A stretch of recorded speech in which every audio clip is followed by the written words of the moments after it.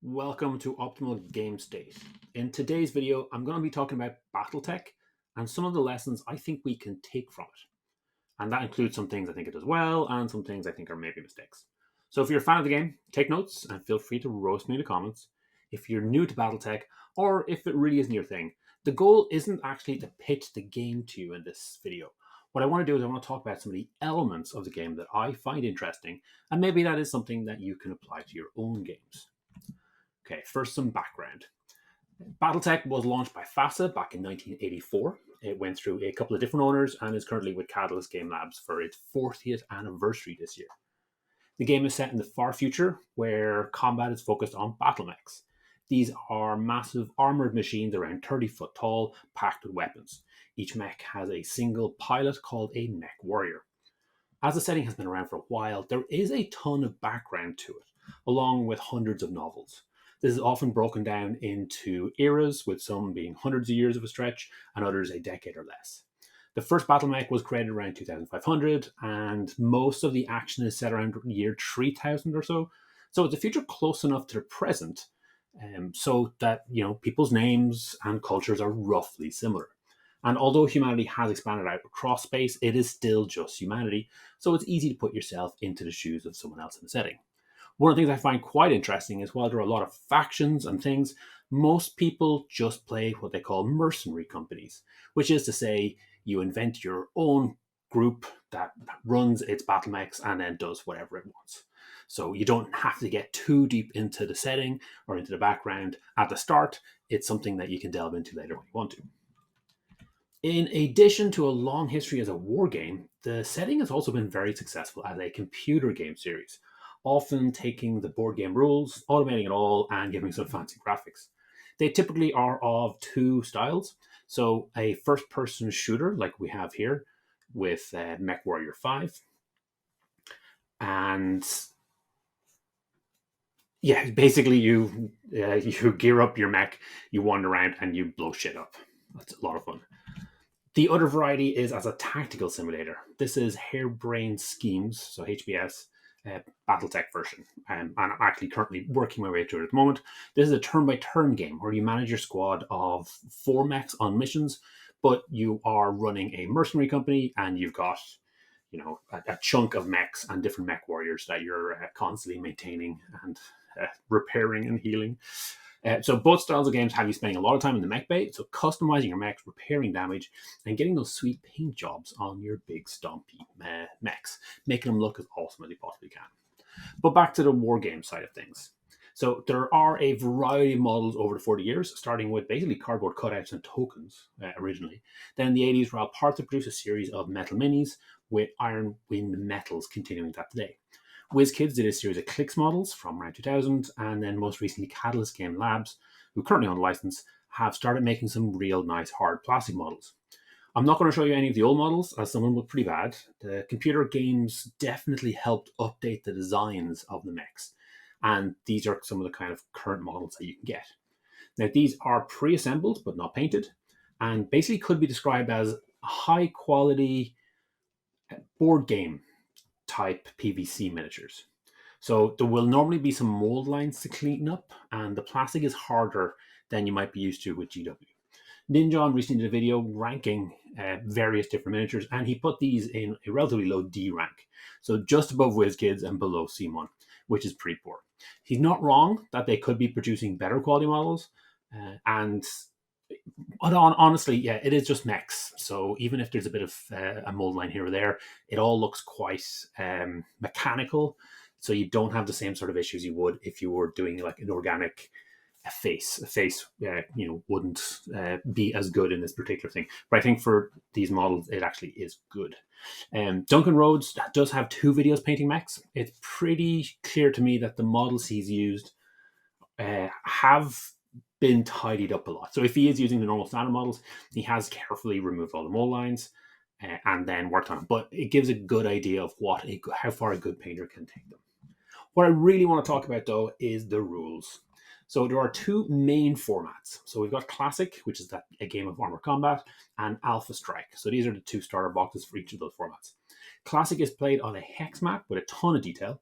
Each mech fires multiple weapons separately, hitting specific targets on an enemy mech, so like the arm or the body or the legs, and all of that damage gets tracked individually. Alpha Strike, on the other hand, speeds things up by combining all the firepower into a single attack. Damage isn't location specific, so you do lose a lot of that kind of gritty detail. You don't have the opportunity to blow off arms like you do in Classic. Here we have two screenshots from the GMG YouTube channel, who has tons of games for both versions. Both use the same miniatures, but Alpha Strike aims to get more models on the table. While the classic games usually feature two teams of 4 mechs facing off, Alpha Strike scales up a lot better, and 8 to 12 on each side is kind of typical. Now, you can go bigger with both games. It will just take longer. To a certain extent, Alpha Strike is just classic with a lot of baked in house rules. But it is impressive that Catalyst Games Labs are currently supporting two, at least, different styles of games using the same miniatures. So that's something I quite like. Classic has basically had the same core rules for the last 40 years. Now, occasionally those rulebooks will get updated, but not so much that you have to rebuy the books. Often they'll just provide a FAQ PDF that gives you the main updates. Additional books are there to provide additional options, so there's a lot of customization and a lot of optional rules and rules variants. You also have rules for tanks, aircraft, and extensive campaigns, letting you run anything from a small mercenary outfit to a full-scale galactic conquest. This is great, as it means you can tailor the game to be the game you want. But it does mean you have to sit down with your opponents and agree exactly how you're going to play. Maybe this isn't as profitable as the GW approach of making you rebuy everything every 3 years, but it's definitely appreciated and has given Battletech some very dedicated fans over the years. Catalyst continues to produce new rules and variants, but it is down to the players to decide on exactly what rules they are going to use to have fun with. Now, it might seem like a little bit of an oxymoron when looking at all the charts and bits and pieces that you find in the core rules, but the core rules are actually pretty basic. At the start of each turn, players roll to see who will be acting first in initiative. Each turn, mechs are going to move and attack. Activations are alternating, which is pretty familiar. Similar to games like X-Wing, there's a movement phase, and then after everyone has finished moving, there's an attack phase. So there is an advantage in moving last, as you get to react to your opponent's moves. Unlike X-Wing, there's no secret pre-planning or anything like that. You just move. So you do have an opportunity to react to how your opponent has moved. Now, the game does have a clever system to balance the activations. So if you had 20 compared to 10 or 8 compared to 4, normally that would mean, if it was 1-on-1, that would be a big advantage to whoever has the most. In both of the systems, you check before activating each mech if your remaining number of mechs to activate outnumber your opponent's mechs by a full factor. So that's where you would have twice as many or 3 times as many. If you do, you move that many mechs, you activate that many mechs, so 2 or 3 rather than just 1. That means if you've got 5 mechs and your opponent has 3, for the first activation you'll just activate 1. Then on your next check, it'll be 4 versus their 2. So you will be by a factor of 2, so you'll move 2 mechs next. It's a nice approach, and it's something that many games could actually benefit from. Moving on to the attack phase, in a game like X-Wing, you would want to shoot first, because that gives you a chance to stop your opponent from shooting. But with Battletech, all attacks are considered simultaneous, so even if your mech gets shot up, it's still going to get to attack, and it'll only explode at the end of the turn. Damage is tracked on the mech sheet, or the card for Alpha Strike, usually using a dry erase marker to track things. So at a high level, it's really just like every other game out there, maybe with a slight twist, splitting movement and attack phases. A lot of the game is about movement, and that has a big interaction with attacking. Move fast and you're harder to hit. Stand still and it's a little easier for you to hit your target. Weapons are effective at different ranges, at their firing arcs, so you're always trying to get into your optimal range and stay out of your opponent's firing arcs and range. There is no meta resource like command points, but you do have heat, which acts like a resource specific to each mech. In the Alpha Strike version, you can improve your weapon's damage before you roll by increasing your heat level. For Classic, there's a little bit more to track, but the concept is basically the same. Too much heat though, and the mech will eventually shut down. You remove heat in Alpha Strike by not firing weapons during a turn, while Classic is similar but with greater control. I do find it a little surprising that there is no team resource to spend, though.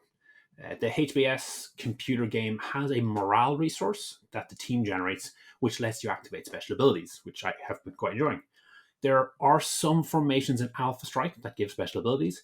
So the Battle Lance formation is an example, and that's where you have specific mechs of a specific type, and you combine them into a group of four.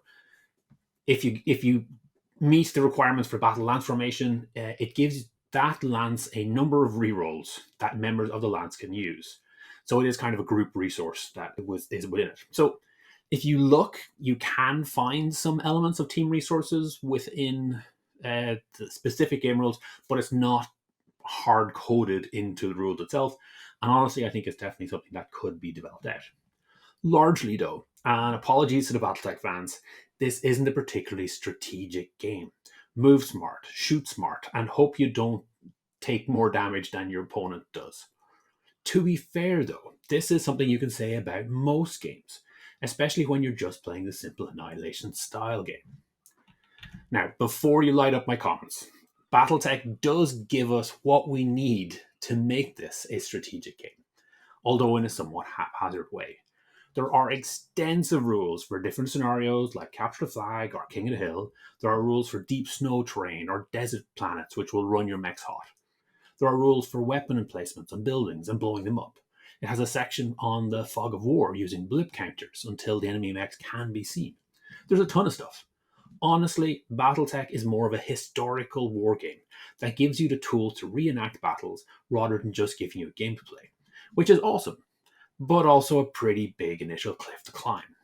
Most people, I think, are going to set down some terrain, drop some mechs, and just duel it out. The game has all of these tools, but it could really benefit from something being a little bit more accessible. In my copy of Alpha Strike, I got some battlefield support cards to represent bombing runs or artillery. I think changing these out to some mission cards instead, so I could generate some quick random missions, would have been great. Now, I did find a random mission generator online, which I'll link in the description, and also a really, really good PDF document of scenarios by the Death from Above Wargaming team, who I'll be mentioning a few times going forward. One of the big differences is in how the two variants track things. On the left, we have the classic mech sheet, and on the right, we have the Alpha Strike card. The classic version is clearly pretty intimidating. What's interesting about both of these is that the way they are used to track things. If you look at the card on the right, you can see it has a heat scale. It has a series of circles below that for A, which is armor, and S, which is structure. Then on the right, there are some dots for critical hits. The idea here is to mark these to track them. So with cards, you can put them in a sleeve and use a dry erase marker to keep track of what's happening. The cards from the boxes are shiny cardstock, so you could probably get away with without using a sleeve. This black and white version comes from the masteredunitlist.info website, which has all of the mechs for Alpha Strike. So you could print off versions and then use a pencil with them until you need to print another one. For the bigger classic sheet, many people laminate them so that they can easily reuse them. This tracking style was very popular in the 80s across a series of games, but these days we tend to focus on counters instead. As I said, the classic sheet is pretty intimidating, but in reality, there isn't actually much to it. At the top, we have the basic mech data. That's mostly just size and speed. Below that, we have a list of weapons and where they're located on the mech, how much heat they generate, what damage they do, and what ranges they have. This is the pilot, so it's got their skill level and a place to track any damage that they might take. This big section is the armor. So you can see the head, there's 8 circles, that's 8 points of armor, which you mark off as it takes damage. Below that, you've got internal structure. So when the armor for location is gone, the internal structure takes hit. When the internal structure takes hit, you roll on this big table to see if there was a crit. There's another roll to see if there was a crit. But this is where you determine where that crit is going to be happening. Over here, we have the heat tracker. And this on the bar on the right-hand side is where you track it. And then the section on the left is where you actually see what that means. And then that was it. So not actually that bad. It's intimidating, but really there's just a lot of different ways to track things. This is the Alpha Strike version. The classic mech profiles are actually the core part, and then these card versions are derived from both profiles. So whenever a new mech is introduced, it's created for the classic profile first, and then it's converted over. So hopefully they should have the same feel across both variants. At the top, again, we have the mech data, so size and move, but we also have the pilot skill summarized. There is a single row which summarizes all the weapons with a different damage at each range level. Now, for most mechs, that's it. In this particular case, they wanted to make the Atlas a little scarier, as it is one of the biggest mechs you can get. So they did give us some special attacks in the special section. This section can have some other special traits, though. It doesn't necessarily have to be related to the weapon. Here we have the Heat Tracker. So just 3 levels before shutdown. We'll shut down on the 4th. So it is very, very much simplified. Armor and structure no longer have specific locations. It's all tracked as one. And then over on the right, we have the critical hits. So it's all very similar to the big sheet, but it's a little less detailed and more compact. We're not quite done with tokens, though. One of the key parts of the game is how movement, both your own and your targets, makes it harder to hit or get a hit. You track this in both versions of a battle mech with colored D6. The colors indicate how the mech moves, and the number lets your opponent know how much harder it is to attack this mech. I quite like this system, as it gives your opponent the information they need at a quick glance. One thing I'm not sure about, though, is how to track if a mech has been activated or not. If we remove them all at the end of the turn, we can place the dice when we move. Good so far. It's a good way of tracking which is moving, which hasn't. When we go to the shooting phase, though, we still need to keep the dice in place. So if that mech gets shot at, our opponent will know what the TMM, the target movement modifier, is. So yeah, we need to find a different way of dealing with it there. We could, in theory, change the dice to another color, but that feels a bit awkward. One of the better options is probably just to use your mech sheets or cards, maybe stacking them and going through them, or flipping them over when used. Probably something to kind of consider. Moving on, I do want to talk for a second about initiative. Now, in many games, like Battletech, you just roll it off with no other kind of mini game or way to influence it. I think there are some pilot skills and some formation abilities that will affect it, but for the most part, you just roll your 2d6. Someone will be going first, the other person won't. And you want to be going second in this particular game. It can be super important because it will, let you position your mech in the right position at the last phase. So if there's going to be a key mech, you will be able to react to your opponent. You might be able to get your damaged mech out of the line of fire and save them for an extra round, something like that. Now, there are some alternatives, but often these are just variations on random assignment. One fun way of playing Battletech is for each player to control a single mech and have lots of players playing. So, you can have a kind of big group event. And for that, the easiest way to randomly assign initiative is to deal out some playing cards. So if you've got 10 players, you could go, 1 to 10. If you've got 20, you could, it's going to be a long game. If you had 20, you could use black and red and go with one color first over the others. Anyway, that is still just sticking to the idea of one person is going to randomly get the initiative. Now, the DFA team have a great variant that I really liked called Cinematic Initiative. The Alpha Strike cards have a stat called TMM, which is target movement modifier, and that's how much harder it is to hit those mechs while they're moving. Basically, the heavier and slower mech is, the lower the number is. Split the mechs into those 3 groups, so 1, 2, and 3, with the slowest at 1. With this initiative variant, then you activate each of those groups and then work through the initiative on that. So you can get in weird situations where if one player has a bunch of light, really fast mechs, they are going to be at an advantage because they're going to be able to react. But I think that kind of makes sense to the faster mechs being a little bit more agile like that. This is quite similar to the way the HBS game does. If you look, you can see a bunch of bars at the top. There's 5 of them because you can end up in other initiative bands based on special abilities and kind of reactions. So, yeah, I quite like it. Now, whether it is too much, whether it boosts the light mechs a little bit too much, I'm not sure. But that's something that I'll try out and see once I actually get a chance to play. Moving over to the attack phase. This seems pretty simple, but this one is quite interesting. So in classic Battletech, you pick a weapon, you pick a target, and you roll some dice. It's basically 2d6 for this game. Almost everything in this is 2d6, something that Battletech players really, really like, and understandably too, as it gives this really nice curve. with the values in the middle a lot more likely than the ones on either end. So you're you're less likely to get roll a 2 or a 12 than you are to roll like a 6 or 7. To work out what you have to roll, what your target is, you start with your pilot skill, so lower is better. Then you add any modifiers for the mech having moved, so your mech having moved.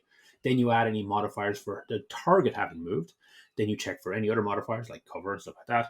And then finally you add in the modifier for range. So you're just adding 1, 2, 3, add these up. And then you have what you need to hit, what you need to roll or get better on 2d6. It can be a lot to get grips with at the start, but it's really not too bad once you get going. You end up with a number, and then you just need to roll a 2d6. A mech will have multiple weapons. You declare all the targets before you get into it.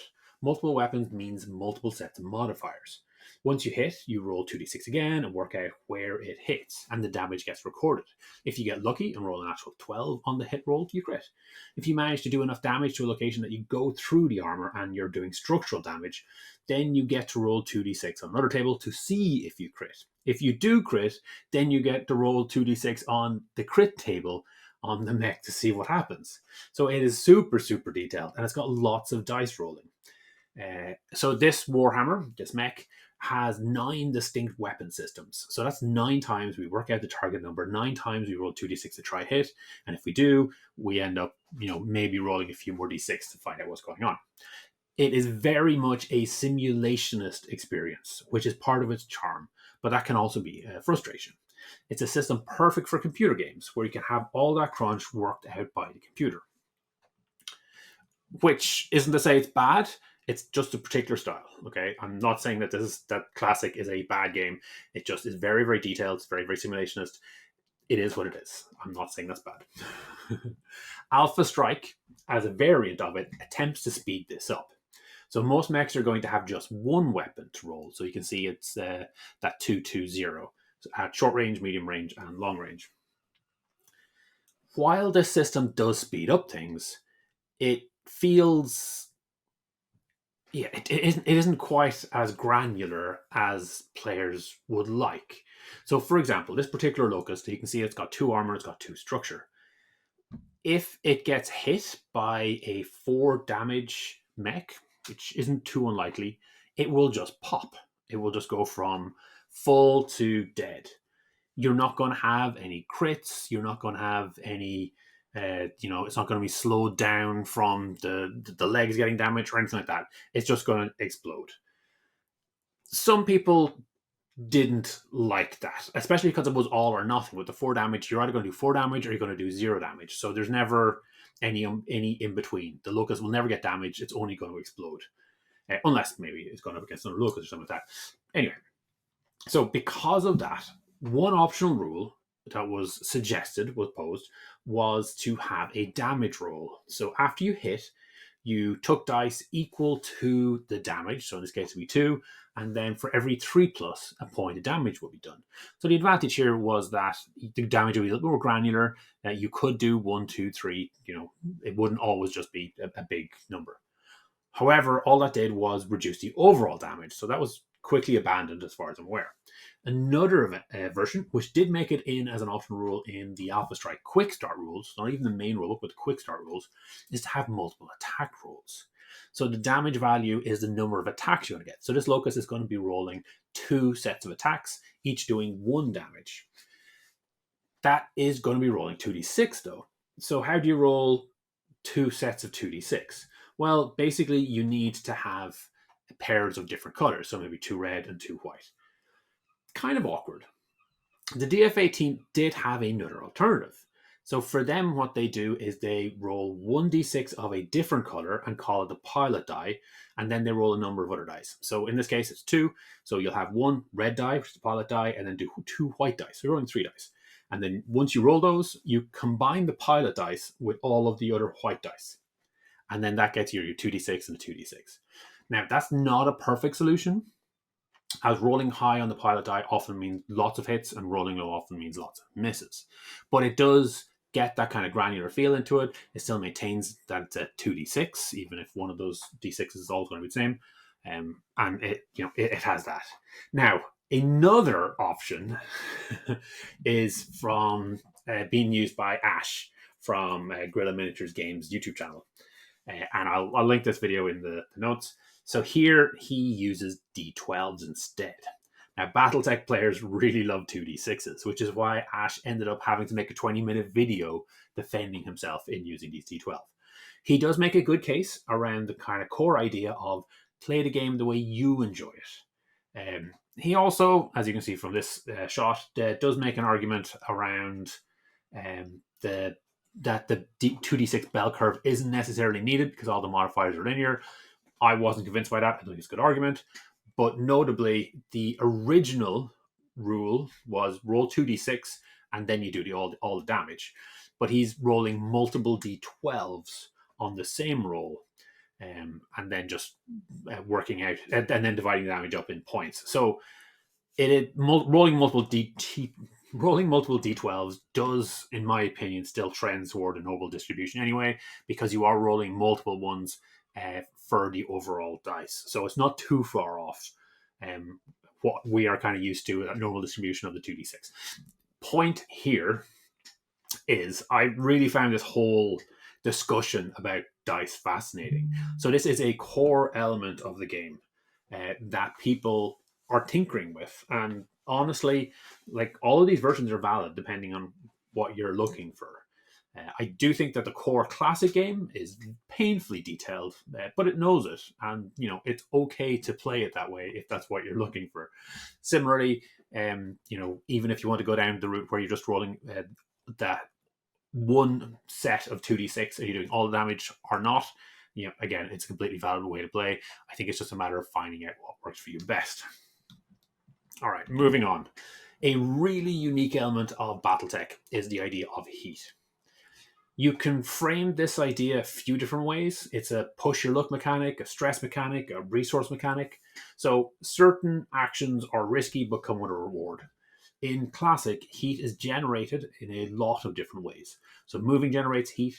Each weapon you fire generates amount of heat. Getting hit in the engine generates heat. Certain weapons will inflict heat on a target, so flamers, for example. But for the most part, it is self-inflicted. Heat slows down your speed slightly. It makes it harder to hit targets, and it eventually shuts down your mech. Mechs have heat sinks, which will clear a certain amount of heat each turn. So you're trying to balance this idea of generating heat and then clearing as much as you can with the heat sinks you have. And that does get quite detailed when you're looking at the classic version. Alpha Strike simplifies this, now maybe a little bit too much, I think. If a mech has an overheat value of 1 or more, it can increase their damage by that amount for a turn by increasing their heat value. To clear heat, they just need to take a turn of not firing, and then it goes back down to 0. That's still pretty big, though. If they keep burning and get into that S for shutdown, they just become immobile for the next turn, and then that'll clear their heat, and then they'll restart at the end of the turn. And that's it. That's basically it. There's a few other bits to it, but that's basically the gist of it. Personally, I'd be tempted to add a few different ways to add heat. I've certainly heard of other groups generating heat when you jump, which I think makes sense.